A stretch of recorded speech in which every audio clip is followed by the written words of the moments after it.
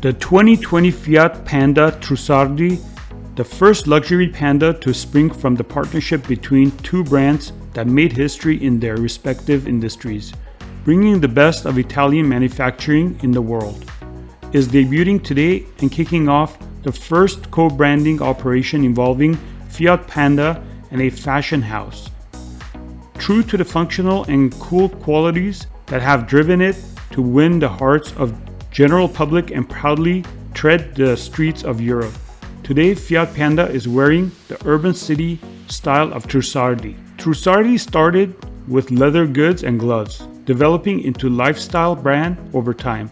It was the first fashion brand to take ready-to-wear fashion shows to the city streets and squares to reach out to general public, with the same people that have always chosen Fiat as their perfect mobility solution. Panda Trussardi was created not unlike a go-to garment, perfect for all occasions and at ease in any situation.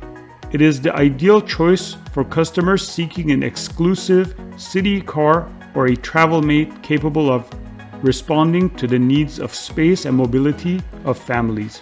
It comes with a brilliant 85 horsepower twin-air 0.9-liter petrol engine with front-wheel drive and all-wheel drive options, or with the 69 horsepower 1.2-liter engine.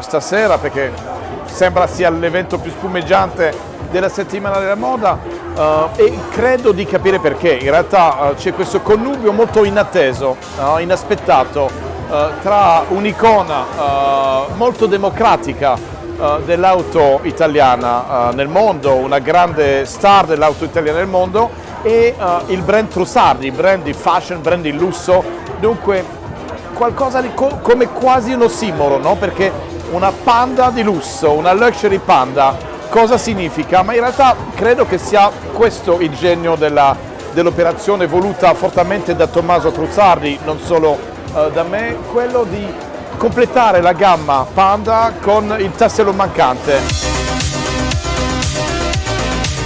Campana di lancio abbastanza inedita, perché parte da un music video, un video musicale, un clip, che è quello di Ava Max. Abbiamo insieme sviluppato un video musicale bellissimo, un'opera d'arte che integra i capi d'abbigliamento di Trussardi, la macchina e nonché l'Italia in generale e Milano, perché c'è un bellissimo placement di Milano e del Duomo di Milano all'interno di questo video musicale che farà sicuramente il giro del mondo. Panda non è mai stata così popolare, basta pensare che dal 2003 è leader ogni anno del suo segmento, quello del city car, in tutta Europa.